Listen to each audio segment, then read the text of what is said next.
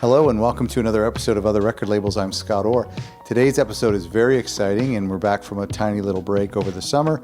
Our 13th episode is here and I'll tell you before I get into what we're doing today, there are some great labels that I've been in touch with and a little bit of a pivot when it comes to the people at the labels that I'm speaking with, and that's something I'm working on this fall, but there's more great episodes coming up. Please subscribe. If you have any questions or suggestions, you can email me at podcast@otherrecordlabels.com. Today's episode is with someone who I have been knocking on their door for the past 8 or 9 months, and they finally answered.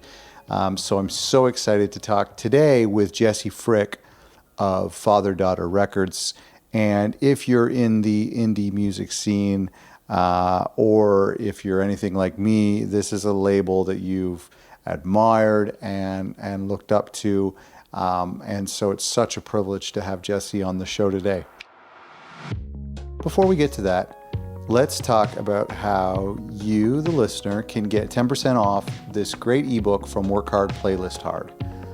I want to tell you, our label, Other Songs, has experienced some recent micro success with Spotify playlists. And I've said in the past that playlisting has become a focus for our label because it's something that I've noticed can expose you to a new audience as well as generate some modest, consistent income for the label and for the artist. And the success we've had recently has been due in part to two things. Number one, this new feature that Spotify has announced a couple weeks ago, where you can actually pitch your music directly to their editorial staff, as well as an interesting feature that if you give them at least a week or two lead time on a single or an album, they will include one of your songs or your new song into the release radar playlist of your followers, all of them. And that's an incredible thing. And the other contributor to some of our success has been this ebook that I'm talking to you about from this third-party curator, Work Hard, Playlist Hard, and Mike, the guy there, is a genius when it comes to playlisting, and he's compiled a lot of his research and information and facts. The book is $10. You get an extra $1 off if you go to ebook.otherrecordlabels.com and use the coupon code OTHER. It really helps us out, and I think you're really going to like this book. I'm sorry it took me so long to go through my emails. That's okay. Just would have responded faster. I think this is like the respectable amount of time for someone to respond to like a request. You know what I mean? Like if I was like Coca-Cola asking to have one of your songs in a $1 million ad, I'm sure you'd get back to me sooner, but I just appreciate it because I know how many emails of different things like this I'm sure you get. Probably not as many as you're expecting. Maybe let's say 100 a day. Is that fair? No, definitely not that many. And I like talking to, like, I like shooting the shit about, these kinds of things. So like I try to do, if anyone asks me, I'll talk. Oh, that's great. I appreciate it. Well, and I've said but to make you feel better, no, I don't say yes to everybody. Oh. This is very special. That's nice. That does make me feel better. Thank you. We'll just end it here. Let's just end it here. Yeah, done. You've been really transparent on Twitter, which I appreciate. I love, and I actually know a lot of other indie labels who really appreciate it. You've been transparent with how hard it is running an independent label. You've even admitted that you frequently consider closing up shop. What keeps you going? Like, what renews your passion every day? I mean, I think it just comes down to like the artists that we work with. Like, yeah, we're not the only independent label, and I hope to God that people continue to, like, there's people out there that want to get into the independent music space and champion these artists, and it doesn't just become a bunch of like gatekeepers at huge companies, and then there's all these underground. I mean, like, there's always been an underground, and people have promoted themselves in whatever ways and means possible. But right now, I feel like for smaller labels, it's hard because you're you're competing against, there's a trend lately where I feel like bigger indies are signing and going after artists that labels like us would work with, and they probably ignore us for years, and then it would take so much longer for those artists to develop themselves before they got on the radar of these bigger indies. And now it's like we're all kind of talking to the same artists, which is cool for the artists, but so much harder for people that run labels like ours. Are they being poached? Are you saying like for the sophomore record, like they're going to a major, or is it right at the beginning? I mean, we've definitely talked to artists that are talking to major indies at the same time that we are. Wow. And I think that's just because people are realizing that you really need to be invested with these artists from the start. And that's what they're looking for. They're looking for people that are going to like, don't be interested in me when I'm like hot. Like, where were you a couple years ago when I was making just as interesting music?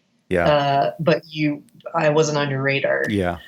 So yeah, I've definitely seen like A&R from bigger indie labels, looking at smaller labels and like, who they're working with and what's working and what's not, in addition to just doing like, their regular A&Ring, like looking at data and radio and streaming and stuff like that. But I feel like labels our size have kind of become a little bit of like a bookmark for bigger labels.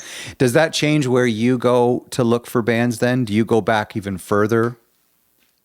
Not really. I mean, I feel like we come across artists that we love and we really believe in, and we see that they have like a drive to make this more of like a career than just like a hobby. Mm-hmm. And that doesn't stop us from talking to anybody. I mean, the worst case is that someone just says no. That's how I look at it. So yeah, I don't know. It hasn't really changed anything. I mean, I think it's like a little bit more daunting for a label like us because like what we can offer in terms of resources and like a financial backing is obviously like we can't match these bigger labels that have been around for way longer, have bigger back catalogs, so they have just more revenue coming in, and people working with majors for distro and funding and stuff like that. It makes it a little more challenging. Well, is indie cred a thing? Like, I mean, I would imagine that if an artist says that they're signed to a great indie label like yours, versus a more generic, major label, like, does that have any clout at all to artists?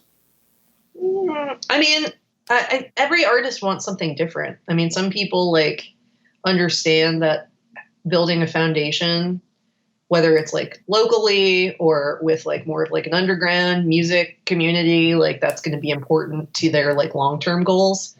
Other people just want to skip that and get straight to like being famous and making money. So yeah, it depends on who it is. Like it depends on them and their team and their manager and like how we're going to build this. Is it something that we're like cool with the slow burn? Is this something where like we released a single and it blew up and radio's playing it and now major labels are knocking down our door and like it makes more sense to go in that direction? Yeah. It's all different.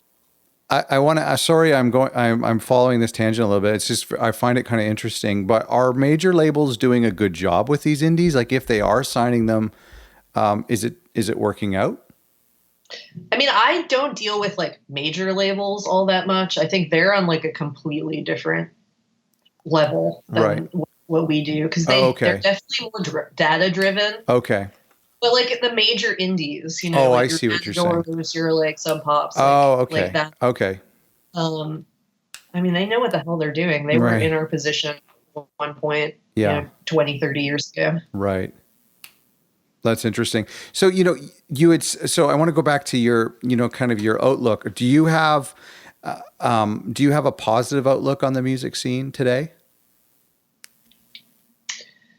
I mean, I feel like there's like way more opportunities for developing new artists for sure. Like, you know, there's people that are looking at them at labels that they maybe never thought that they'd have a chance at a couple years ago.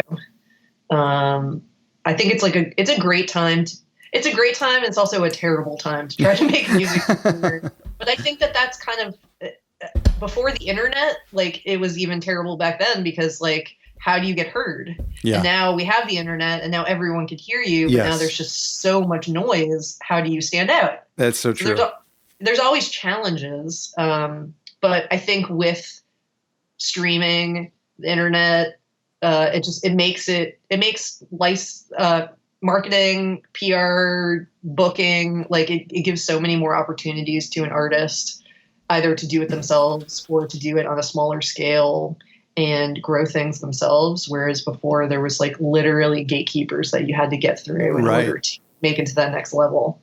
Yeah, absolutely. What kind of things would you like to see happen in the music industry that would make things better for indie artists and for small labels? That's a good question. I mean, honestly, from a label perspective, it really does all come down to money. You know, like we had more money, the things that we could do, radio, marketing, advertising, things like that, which like you really do need to have budgets for all of those things in addition to manufacturing and production and stuff. Sure. Yeah. I don't know. I guess like maybe like if like these bigger indies are like actually looking to these smaller labels and seeing that they're like, you know, they have their finger on the pulse, investing more in the labels, not so much like trying to poach their artists and just leave them in the dust. Wow. That's a good point. Like a farm team. Yeah. And just like, I mean, I don't know like how these labels operated at their inception, and I'm sure like people were just doing the exact same thing to them, but you know, kind of making a change, seeing like, okay, well, I wish somebody had been like this when I was coming about and could have really like inspired me and help us grow things, right? As opposed to just trying to take our artist away from us. Yeah. And just like changing the landscape going forward. But you know, that's also me speaking as a label. Like, I feel like the artists are really benefiting from the fact that there's like so many labels. Streaming radio has been like super helpful and like people getting their music out there, and like Zane Lowe and Hugh Stevens and all these like radio DJs that are really giving chances to developing acts as opposed to like top 40 radio back in the day. Yeah. And I think that's one of the things I love about Spotify is that there is I should say about the playlist world, is that there's now a legitimate playlist with a big group of listeners for, you know, ambient music or for bedroom pop, you know, or for lo-fi music. Whereas there just wasn't those channels 10 years ago. Yeah. It was all in like underground message boards and stuff. And stuff like that. I mean, like streaming, I'm very wishy-washy on, because there are still gatekeepers. There are still a limited amount of slots on these playlists. You do have to fight through the noise to get people's attention. They do tend to show more attention to songs that are affiliated with major labels, or like it's hard for like an independent label and their artists to really break through and to get sort of even a smidgen of the same amount of placement that some of these major label affiliated artists have. I know Drake's having a hard time. They're not paying attention to him enough. Yeah, it's a tough time to be Drake right now. I'm curious for like a more established label like yourself. Is it? I find with Spotify, there's nothing that I can depend on. I can release a single or an album and just hope that something gets picked up. But if it doesn't, then it's the difference between that album making money and the album not making money. Is it unpredictable at your level? Well, it's unpredictable, but also like you have to be somewhat strategic about it. I mean, you can't like try to pitch your songs to get on like New Music Friday, Right. or like the best of the week on Apple, because like the chances of that are very slim to none. I think you need to like be strategic about like which playlist you're pitching for, and start with like the smaller ones and build your numbers up in order to, see placement go on like bigger playlists. Right. I've always just like looked at releasing something in like as a whole. Like, don't just focus on one thing. Try to get placement on smaller playlists, but also service it to like press, both major press and indie smaller blogs and stuff. Hire college radio. College radio is still really important. Totally. Those kids go to shows. Those kids buy records. Those kids will share stuff on Reddit or their social media or whatever. I still think it's really important. Like, just being strategic about like, okay, what kind of artist you're dealing with, what kind of music it is, where do you think their audience is, but also not just like micro focusing on just one thing. And that's like your like, if we don't get this, the whole campaign's going to be shot. Like you have to be fluid in everything and see like how landing something might lead to something else in like a completely different lane. And I think that's great advice, and that's something that a publicist friend of mine told me a couple years ago that was really enlightening, and it kind of took a lot of the pressure off. And it's like, pay attention to the really small blogs, pay attention to the blogs that maybe just started this semester in college, and pay attention to the, like you said, college radio, the local university radio, and so many different facets that all kind of funnel into the album living a life during its release cycle, so somebody gave me that advice, and I think that's kind of what you're saying, and I think it takes a lot of the pressure off just focusing on that one Spotify playlist. Yeah, because I mean, your chances of getting on that one Spotify playlist are honestly like pretty slim, like right out the gate. But there's other things that you can be doing that are like the building blocks to potentially get the attention of the people that program those playlists. Right. And it's like you have to put in the grunt work in order to like eventually, get whatever your main goal is. On that note, and I'll hop off this subject really quick, but as we're recording this, just last week, Spotify announced that they are accepting playlist submissions directly from the artist. Do you know anything about that? Is that a hopeful thing? It sounds like is anyone checking these submissions? I don't know. But I guess like the fact that like it's out there is nice. Sure, yeah. We don't really know what there's like no data yet to show like, does this work? Right. But I mean, I think it's helpful because there's people that self-release music that they have no chance of really getting the attention of these people that are programming these playlists. And if you go through like a CD Baby or TuneCore or whatever to like release your music, like this is huge for them because, it's very possible that there is someone going through those and like something can happen for someone. Right. It's totally like the golden ticket in the Wonka bar, but it's cool that they're offering it and that it's a tool that people can use and hopefully it works for some people. Yeah. And my hope is that and I think I've hoped this for everything, is that we could exist in an industry where the cream rises to the top, because I think that the songs that we work on, the records that we work on, I feel that they're good. I feel that they're important.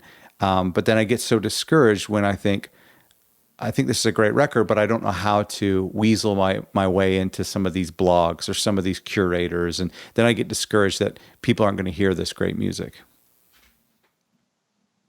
Yeah. I mean, people forget that it's the music business. There is a business to it. Mm-hmm. Yeah. There is like, you have to be connected. You have to know people. You have to be willing to go out on a limb and just like, sell the shit out of something that you feel really passionate about.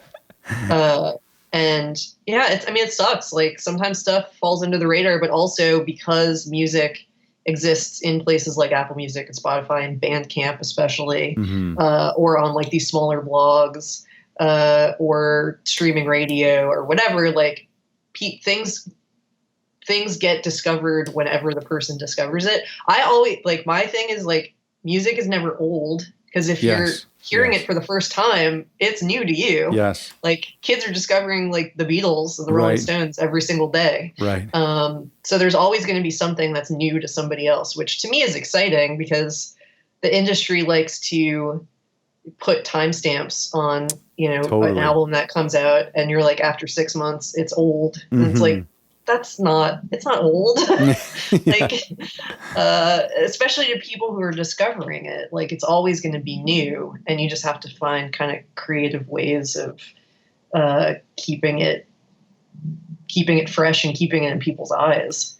And I always forget to remind myself how I discover music, and it's always in the most unpredictable, totally organic way. A record I've been listening to for 2 weeks nonstop, a band I've never heard of in my entire life, and somebody that I follow on Instagram who has good taste. I don't even know them personally, posted one of those Spotify stories, and I liked the artwork. I clicked on it, and I've been listening to it nonstop for like 3 weeks, trying to find the vinyl, so we all discover music in such strange ways.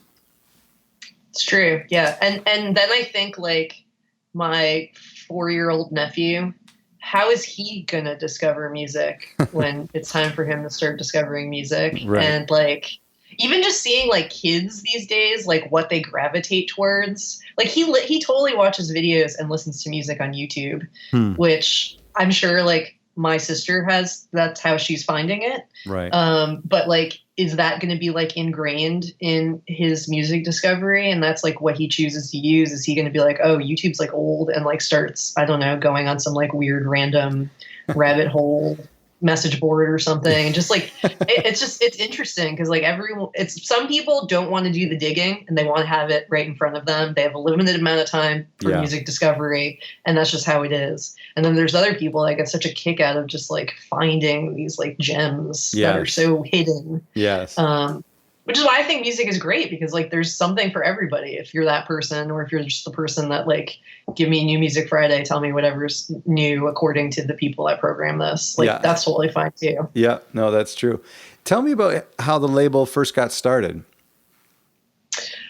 I had worked in the independent music space for a while. I like tour managed a band for a couple years. And then I worked at my best friend from high school, Amy, had a record label called Fiddler Records that she started in the late 90s. And we're from South Florida, so it focused on a lot of like bands coming out of South Florida, which most people don't know about. But she put out Newfound Glory, Dashboard Confessional, like that were just our friends. Right. Wow. And then they, did really well for themselves. So I worked with her at the label for a good like 5 or 6 years. And I did marketing, PR. There were like 3 or 4 of us there. So like we could all bring in bands, and it was like just really hands-on, which was awesome. Learned a lot. And that was the early 2000s?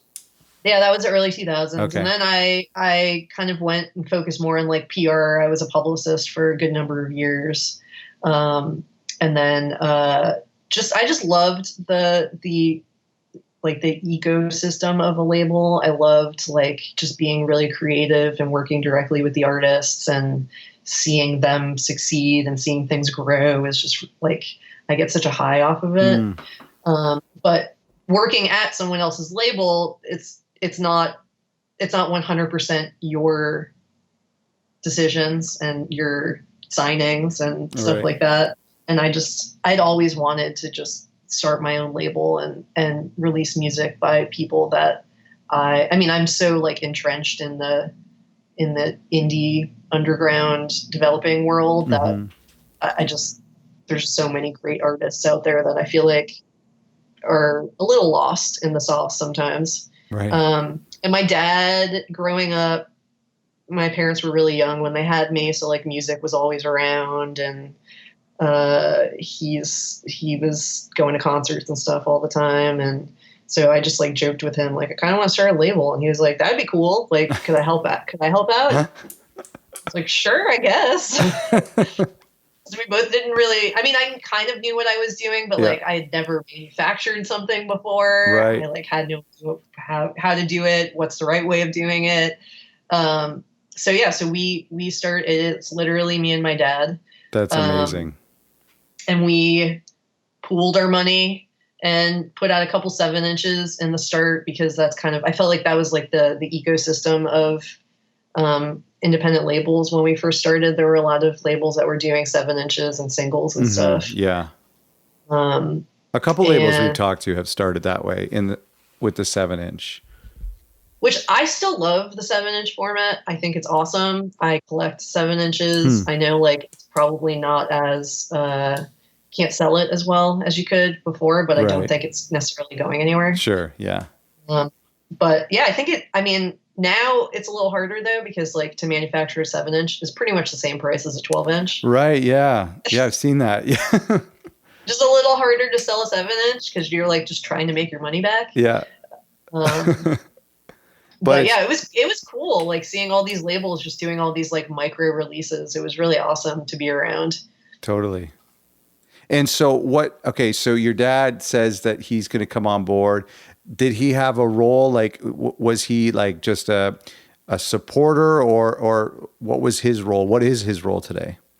I mean, he kind of let me have free reign on signing stuff, but we definitely agree on everything. Oh, that's great. I mean, he listens to all kinds of music and is like pretty plugged in for like a guy in his 60s. So like I kind of did all the A&R. He is much more organized and responsible than I am. So he would be in charge of paying bills that sort of thing, which is, I can't do that on my own. So he was definitely very necessary. Yeah. That's great. Because I was doing all the press, all the production. I was like the project manager for everything, and you still have to pay bills on time, and that's just something else I just couldn't focus on. Yeah. And when you're when you're on your own, and it's like today is like, well, I'm either gonna email people about this record or I'm going to do my accounting. Like, it can't be both. It's like there's only so many hours and days in the year. Yeah, especially when like people that run labels 100% themselves, I have so much respect for, because I'm guaranteed they have a day job and they're doing this in their spare time. Totally. Which is like, the fact that you just love music that much that this is your hobby, and you spend your weekends and nights doing like accounting statements. Yeah. Like, props. Oh, it's great. I had one of the most interesting labels is Three Lobed that we talked to, and I think it's Corey, he's a full-time lawyer, and he just comes home to the basement and packages records and does the accounting and does spreadsheets, and I think that's great, and he likes that balance. That's awesome. I mean, if you're doing it for fun, you really have to love it. Yeah. Yeah. Well, it's okay. So the label started in 2010. I read that somewhere? Is that right? Yeah. Yeah. That's when our first release came out, but so that's what we're calling our inception. Okay. Here. So it's only been 8 years, but already I think your label is really well respected. Was there a turning point that you can identify for the label? There was the year that we put out the Pure Bathing Culture EP, which was our first 12-inch that we did, and it was actually the only release we did that year. Oh, wow. Which is a band I came across on Bandcamp, and I emailed them right away, and it just so happened that they were in San Francisco like the next day, because they used to play in a band called Vetiver. Okay. And they were on tour, and I went and had breakfast with them, and they were just delightful humans, and they were like, I don't know how you found our music on Bandcamp, but cool. And they were just one of those bands that like I just felt it in my gut. I was like, I need to do something with you. Wow. And it took off.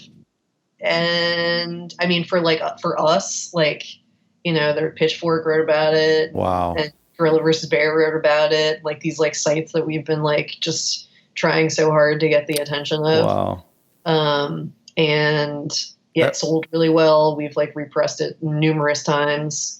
Unbelievable. Were they known? Like, did they have a fan base when you talked to them, or were they pretty unknown? I'm pretty sure they put the music on Bandcamp like a couple days before I messaged them, so they were completely unknown. So, if you were relatively unknown and the band was relatively unknown, how did that groundswell happen? Was it just because of the music? Well, yeah, I think it's the music first and foremost. I just like worked my ass off, to be honest. I mean, I sent it to everyone I could. I talked to everyone that I could. The band worked really hard too. I mean, this was like before Twitter. This was before Instagram. Right. It's just about like really knocking down the doors of people being like, no, seriously, I know you don't know me, but just stop what you're doing for like 5 minutes. Listen to this one song. So it was like the music was great, but there is a certain amount of luck in like being able to catch the attention of these people. Yeah, that's great. And that's such a fruitful breakfast for them. They must have been so stoked.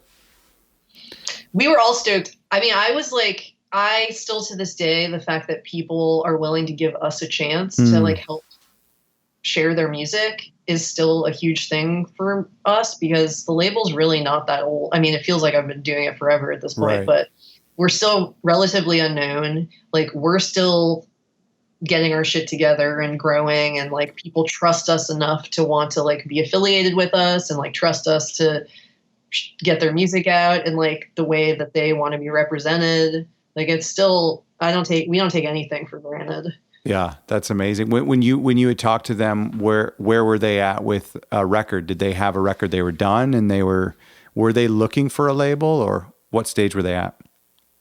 I don't think they were looking for a label. I think they were just going to put it on Bandcamp. And it was a 4 or 5 song EP. Oh, okay. Sorry. Oh, it's okay. I think they had recorded demos with this engineer, Richard Swift, who sadly just passed away not too long ago. And they were going to go and like finish it. I think they had just put like very rough demos of a couple of the songs that were going to be on the EP. So it wasn't even finished. They weren't like shopping it or anything. I think they just put it on Bandcamp because they wanted to start sharing music. That's awesome. And so then you found that from there and then reached out to them, and then they finished the record, the EP. Yep. That's amazing. This is a really good segue, because I want to talk about, kind of how you find some of these bands, and Stereo Gum said, there was an article I read, that the success of your label can be attributed to your curatorial compass. I don't know if I'm saying that right. What is that? How do I get one? I don't know. I don't know where I got one, or if I have one. I mean, it's not just me also. Like, we definitely get a lot of recommendations from artists that we've worked with, just friends of ours that are like, I think this would be cool. You should check this out. So I definitely think like surrounding ourselves in a community with people that like understand what kind of label we are and who we are, and what kind of artists we want to work with. Because people like to say like we have a sound, but I don't believe that, because if you go through our catalog, there's like an indie kind of feel to it, but I don't even know what indie is anymore. Yeah, no, that's true. Yeah. But it was a lot of recommendations. I mean, I love Bandcamp, not gonna lie. I found a lot of stuff on Bandcamp. Do you still search it today? Definitely still search Bandcamp and see like what my friends are listening to. But late last year, we brought on someone who is kind of helping me out with A&R. Tyler ran Portals, or is running Portals, the blog, which I'm a huge fan of. and Tyler just has incredible taste, and we've kind of been on the same wavelength as far as like artists we like and people we're friends with, and they just have like a very similar understanding of the kinds of artists that we want to be working with. And they signed a couple new artists that we have records coming out with later this year. Wow. But yeah, it's definitely like a lot of recommendations. But also, I mean, I get tons of recommendations that we pass on because for whatever reason, it just doesn't feel like a good fit. Do you accept like demos from your website? Oh yeah. Okay. Yep. And have you signed anyone from that? We have. Oh, wow. There's a band called Puppy that we did a record with a couple years ago. That sent us their demo, and I thought it was great. Yeah. I don't have as much time to go through demos as I'd like. Right. But I don't like the whole gatekeeper thing. I don't like labels that are like, no, don't send us demos. We'll contact you. It's like there's people out there that like just want to have their music heard, and whether or not you get a chance to respond back to them or whatever, like I think everyone should have the opportunity to submit music. Yeah. I find it interesting that there hasn't been like one consistent way that labels have found bands, aside probably from like word of mouth and you know, one band leads to another band kind of thing. But it's great to hear that, you know, Trouble in Mind Records, they told me that they've signed people from emails, and there's, you know, all sorts of different way, or even the traditional way of seeing a band at a show, you know, has worked for people. So I think that's great to hear that. Yeah. I think it gives artists hope that, like, you know, if they send an email, it very well may be read and listened to. Yeah. And it's not, you don't have to wait for someone to seek you out. You can still be like, you know, building yourself and working on your music and your live show and stuff. And like, there's people paying attention. That's great. I read somewhere that you work for a publicity company as well. In addition to running the label, you also manage bands. Is that right? Yeah, I just stopped, close the book on the chapter of my PR life at the end of last year. Oh, okay. Although I still do a lot of PR in-house for our releases. Right. But yeah, I did PR for a good 10 years. Wow. I worked at a great company called Riot Act Media, who I love a lot. And they're very, very great people who just like go after whatever they like, whether it's signed, unsigned. You have a budget, you don't have a budget. Which was my mentality of like, you know, I just want to work with people whose music I really respect, and totally. Like I don't want to try to sell something to someone if I don't actually like it. Yeah. Do you like that diversity, or is there one side of the job that you prefer? I tend to get a little bored if I'm doing the same thing all the time. Okay. So I like having lots of things to work on. You know, some of our bands we even help book shows for. We just booked a tour for Remember Sports and Nadine, because neither of them have booking agents. So we're like, hey, let's do a label tour. Let's put it together. We'll book it. Which that was my first time doing that, but it was kind of fun. But then we also hire out. I mean, hiring out doesn't necessarily mean you're not still involved in whatever that job is, because there's still a lot of collaborating. There's still a lot of like day to day, just like making sure everyone has all the assets and stuff that they need. Right. And not everyone's going to have the tightest connections with everyone on the planet. So True. It is like a very team oriented thing where everyone's kind of working together on something. And another part of the job, and I love that thought, because I've thought about that a lot too, about how running a label, it allows you to do accounting, if that's your thing, for a little bit, and then listen to tracks and you know, a lot of different things. I wanted to ask you about the involvement that you have on the actual music itself, because I know, you know, in the olden days when we would talk about record labels, there would be these A&R guys who would determine the track listing, and they would say, you need more singles. And so I get the impression that's not really the case anymore for indie labels. Are you involved with, you know, what music ends up on the record or how the record sounds at all? As much as the artist wants our feedback. on it. But I mean, I like to think that we provide a platform for people just to have absolute freedom. Like you want to put this weird, like 30-minute interlude intro on your record and like, I mean, sure, go for it. Yeah. If it feels like something that like it speaks to you, it needs to be there, it's important to you. Okay, let's do it. Sure. I'll give feedback if someone's asking for it. Right. We don't push for, unless there's something where we feel so strongly like this is not good and you should rethink it, or this is really great and maybe you should think about it a little bit more in terms of that. Because also, like, I get that artists sometimes are so close to their music that like, right, they sometimes don't have like a good perspective on like what could be a good single, or like should this be the first song on the second side of the vinyl, or is this press photo, like, do I look dumb in it because I'm just tired of looking at my face? I don't know. I like to let people have their freedom and do what they want to do. And I mean, I'll say what I think about something if someone asks me, but we try to like let the artists be themselves. Sure. This changing over for a sec, a couple of things I read about you was actually, a couple of the articles I read was mention specifically how hard you work, and which I think is great. Is there, what drives you to put in so many hours into the work? Is there something, specific you value about hard work?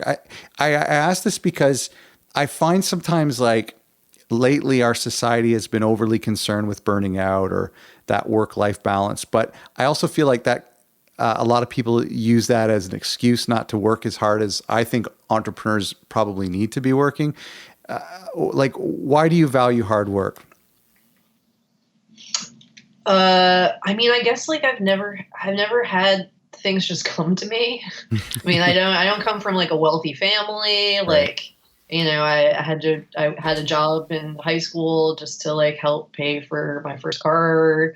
I mean, I've just always worked hard because I especially feel like as a woman, growing up when I did, or anytime really, you do have to work 3 times as hard as men to potentially get the same opportunities. I was really lucky where everywhere I've worked with friends and they also happen to be women.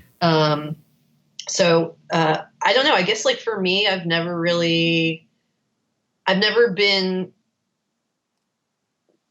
I've made all my own opportunities, and the harder I work, the more I've seen things grow and more opportunities come from that. So I think that's what kind of drives the hard work, is like, I want to do it all, and I want to do it great, and I want to do really good by the artists that I work with.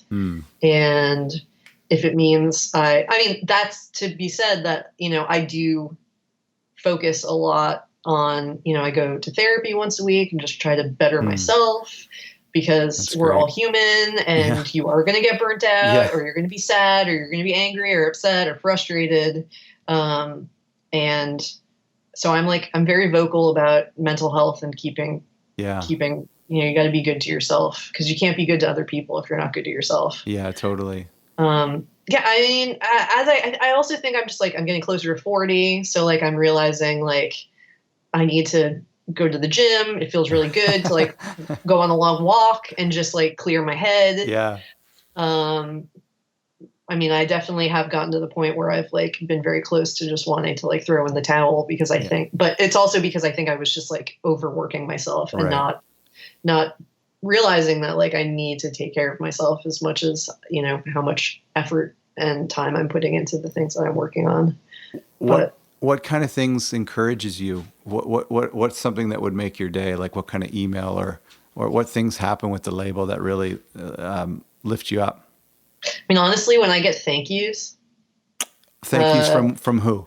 From the artists that we work with. That's like like when someone's like, thank you. I could not have done this myself, or thank you for helping make this happen.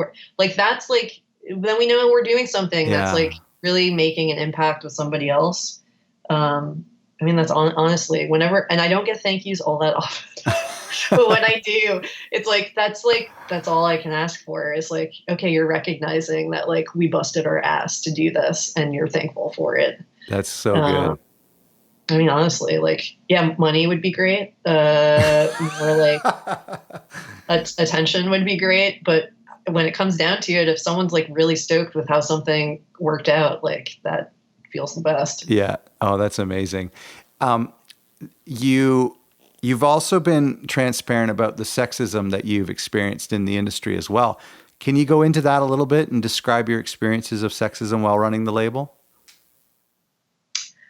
I mean, you see, it's been great to see women, queer people, people of color, indigenous on the business side, people are at least becoming aware of it, Mm. and that it is, a lot of labels are run by and their staff is made up of white men. Mm. And that's kind of what this industry, I feel like, has always been, but that doesn't need to be how it always is. Right. So it's nice that there's a conversation happening.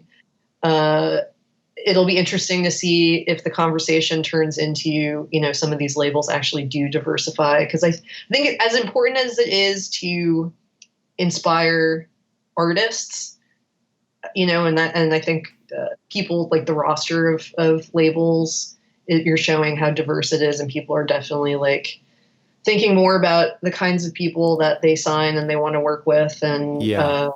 and their stories, and but it's also you need to show that on your business side too. Right.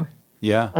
So it's great. Like, I go to things and I see like there's a lot more women and people of color that are working at labels, but I'd also like to see these people get inspired to like do something themselves and start something from the ground up in order to like inspire kids growing up, to show them that they can do it too. And there are those people. I mean, not everybody's an entrepreneur, Right. but Yeah. we live in a time where if you want to start something, you can just do it. You don't even really need a lot of money. So Yeah. you can upload stuff to Spotify and Apple Music. You can put stuff on Bandcamp.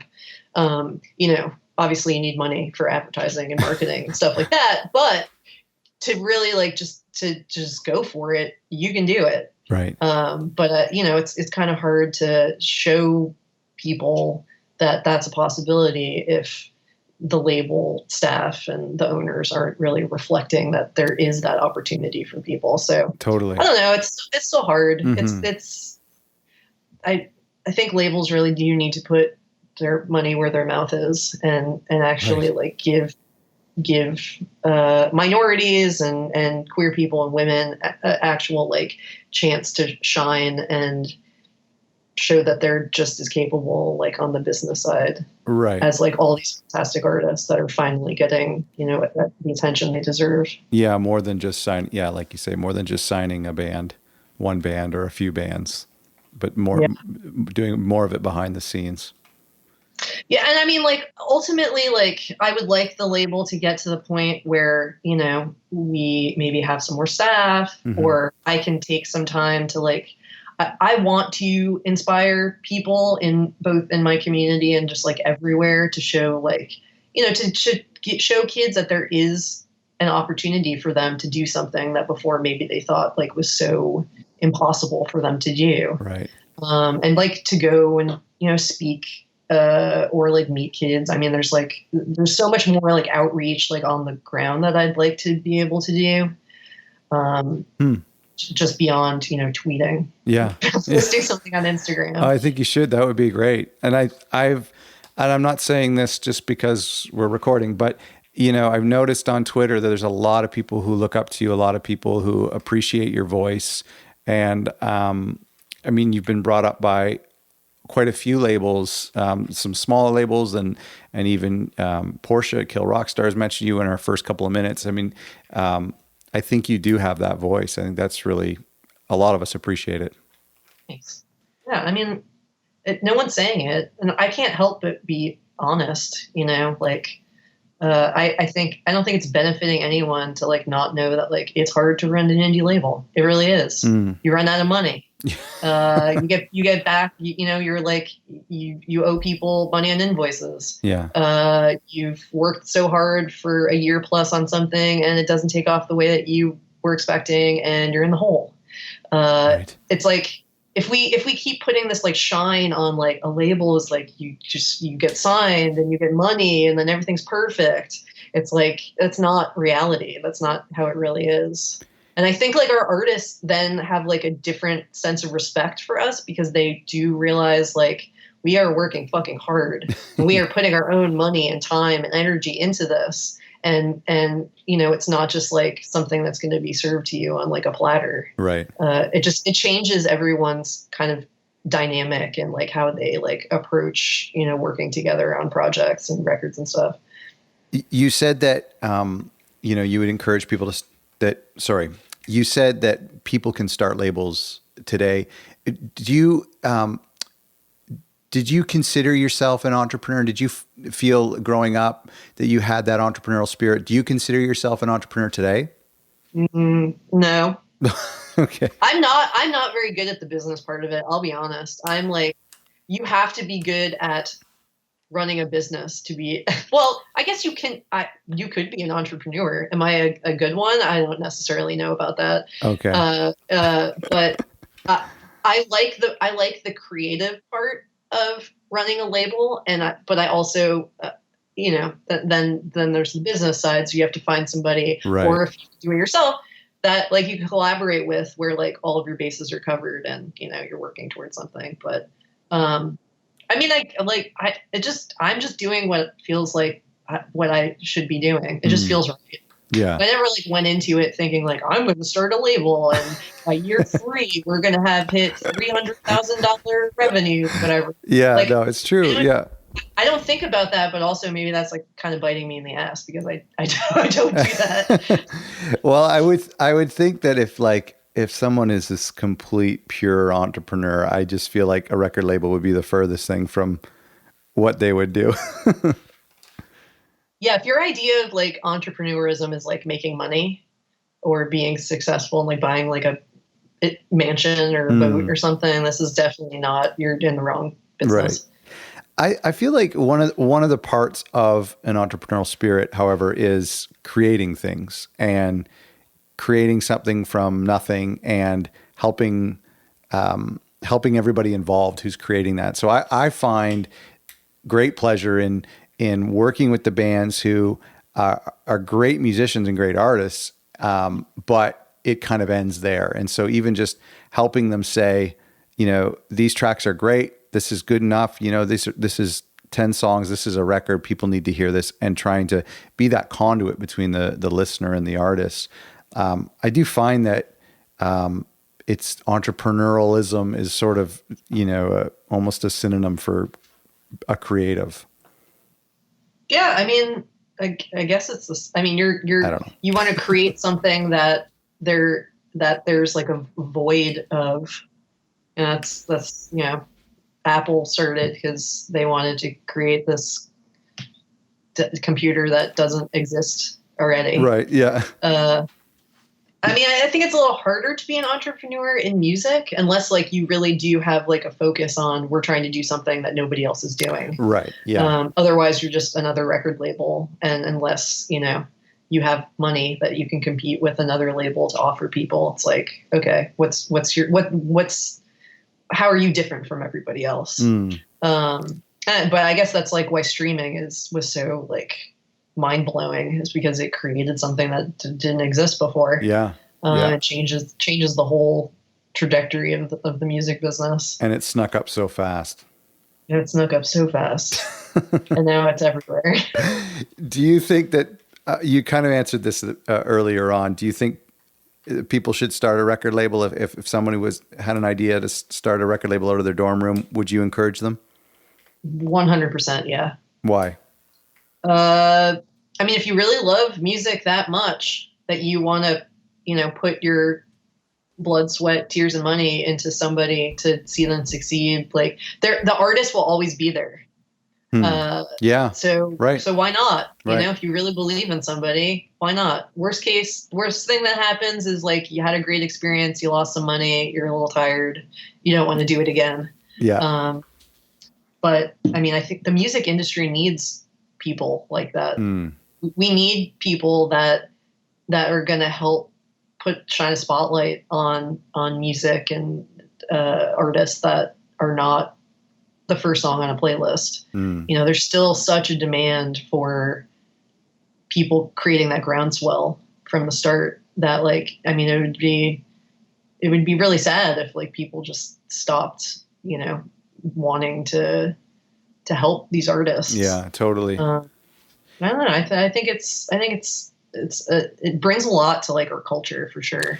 That's a great point. And as you were saying that, I was kind of thinking about how there's various different roles in the industry. And I think of people that I know who have started record stores, and they are great people. And I am just so happy that they are improving our community by adding more record stores, and they're helping the industry in a way. And the same with, you know, photographers and recording engineers and mastering engineers. It is kind of elevating the whole. Yeah. I mean, if you think about it, like, you know, we can't, as a label, we can't do anything if there are people that aren't engineering records. Yeah. Mm-hmm. So we really, like, I want to make sure kids are like still interested in production and engineering. Yeah. Because what I do doesn't exist without them. Yeah. I want, you know, like just to have kids having access to instruments and music and music classes and stuff like that. Totally. Like to not only just as hobbies, but also if they want to make it their job. I mean, there's stranger jobs out there, but they'll never know if it's not something that they're being taught or seeing that like the potential's there for them. It's like, you know, so yeah, I don't know. I think like everything that we do, that everybody does in the industry, I think is important, and supporting one another and showing that there's opportunities in those fields is like, we all kind of need to support one another because we're all kind of keeping each other in business. Yeah. Well, you know, I don't want to take any more of your time, but when I was going through some articles and some interviews that you've done last night and some of the podcasts, I was just kind of trying to figure out why are you so open to give up what you know? And I think you answered that question, but I think it's so great when people like you take the time to talk to me and talk to people who are listening who want to start a label, who have run a label for maybe they've run a label for 8 years and they're not where you're at and are discouraged. But I think it's great for the whole thing for you to be so open with your experiences and with your wisdom. Thanks. So thank you. I'll send you an email and say thank you. Thank you. Yeah. Well, now you just saying it is like way better than an email.